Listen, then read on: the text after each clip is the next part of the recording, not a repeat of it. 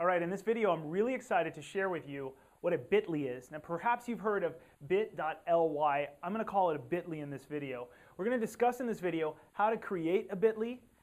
What is a bit.ly first? Second, how do you create one? And third, this is the fun part. In all the speeches that I've been given the opportunity to give, everybody thinks number 3 is really revolutionary.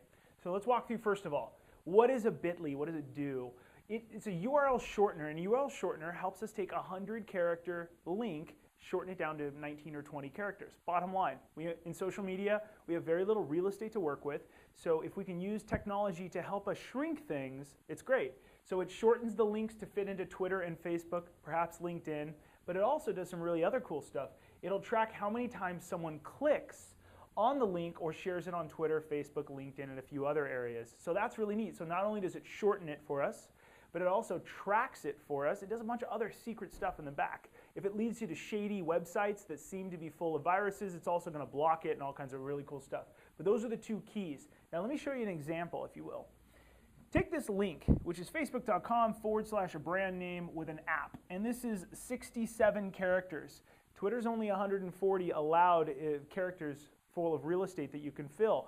So 67 is going to put you really close to half of Twitter's usability, right? So we want to make sure that we can shorten that into any messaging that we use and track it. If you put this into bit.ly, which I'll show you how to do, 67 characters will become 20 characters, bit.ly, and then it puts little 6 characters after it.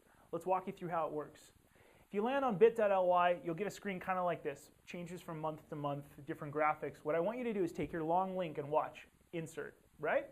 Put that long 67 or 100 character link, whatever it is. Even if it's shorter, if it's about 20 characters, you can still track it because remember this has some tracking plus some shortening in it. Next, I want you to click, you don't even have to sign up, just click shorten, ready? Boom.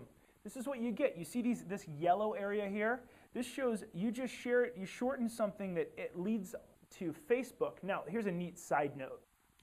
bit.ly and Facebook have a partnership. So when you shorten something that goes to Facebook, you'll see on.fb.me. What that's saying is on Facebook, you're going to click on that link. So on.fb.me still has 6 links at the end, 6 characters.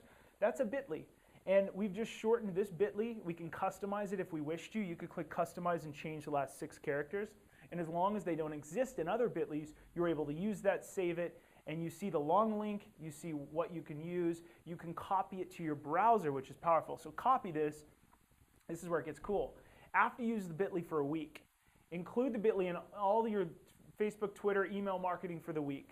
Make different bit.lys for the same link, and you can use one bit.ly in a certain area, one bit.ly in another area.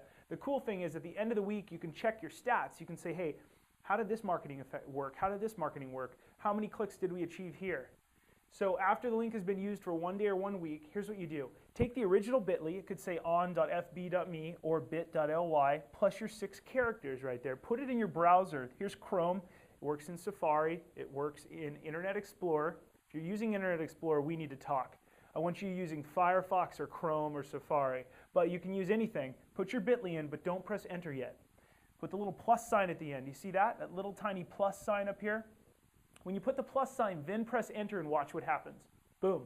You're going to see that it's going to open up and unlock the back end of bit.ly. So here's what this says. First of all, this link, this bit.ly, you can share it, you can copy it. It's been shared 26 times, or 26 clicks. And there's 26 out of 26. So you can make different bit.lys. You'll see the total number here and the small number here for just this bit.ly. It's pretty awesome. What's really cool is now you're going to unlock some graphs. You can see how it's used over the course of hours, days. You can click this drop down and use weeks, months, and years. Also, it unlocks a QR code for you. So you can click on this link. The QR code goes really big in this area. You can download that QR code, which is powerful. If you have to print something for your company, like let's say you're a restaurant and you want to do a QR code on your tabletops, or let's say you're Power 106 in Los Angeles, a huge radio station, you can build your own QR codes for free and fast. And it has automatic linking on the back end.